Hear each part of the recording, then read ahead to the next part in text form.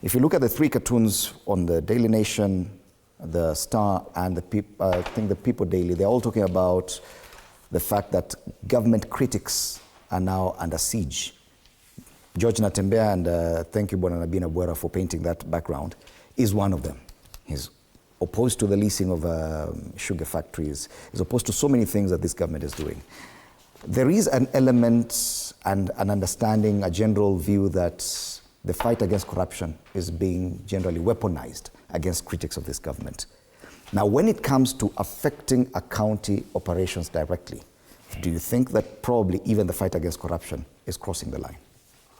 First of all, I must say that there are two lenses in which you can look at the issue of George Natembeya. One is the popular opinion, which is that critics of government are being targeted for those dissenting voices are somehow targeted to be silenced. And it happens that there are governors who have also joined the national political discourse. Natembeya is one of them, but it's not the only one. We've seen a place like Siaya, the county government of Siaya, the governor of Siaya, has been a very serious critic. I think more even of a critic of the national government than any other governor.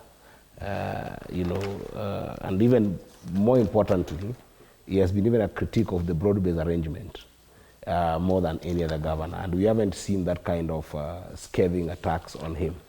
I wouldn't rank, but I would say that it's in the popular domain that in terms of voices of governors who are very strong against the Kenya Kwanza administration as well as the broad-based arrangement, you would definitely put Orengo anywhere in the top category.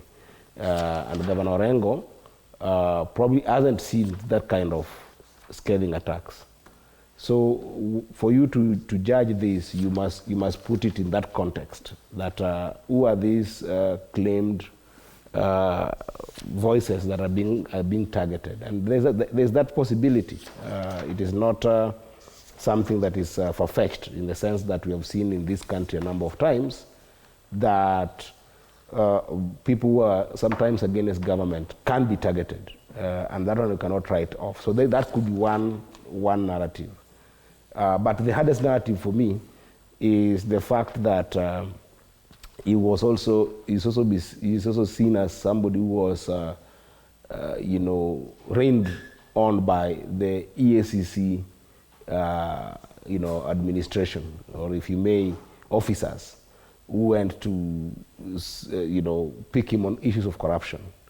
So up until it is variably confirmed so, then as a senator I can't talk, because we've also seen in this country in the past where a number of executive offices have been abused by individuals who then, because they are very popular, sometimes they can be able to mobilize populations around them, end up mobilizing those populations to the extent that the population themselves will say, you call him a thief, but he's our thief. Mm-hmm. He's sharing with us, right? You remember the popular times of Senator Mike Mbuvi Sonko, when the Senate actually itself vindicated a case of corruption and actually impeached him, but even then it didn't sit well with the populace that he was very, very popular with.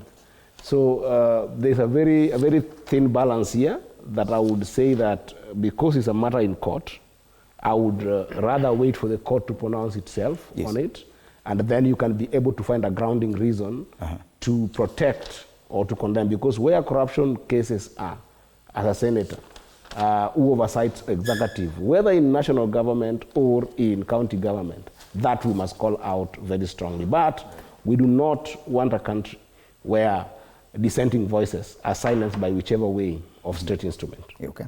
Senator Nyoto, of course, we've seen a trend, and a few weeks back, even the senator for Kiambu was arrested in similar fashion. And it came at a time when we've seen... Governor of Kiambu, yes, sorry. Yes. Governor of Kiambu, Kimani Wamatangi, was arrested in similar fashion.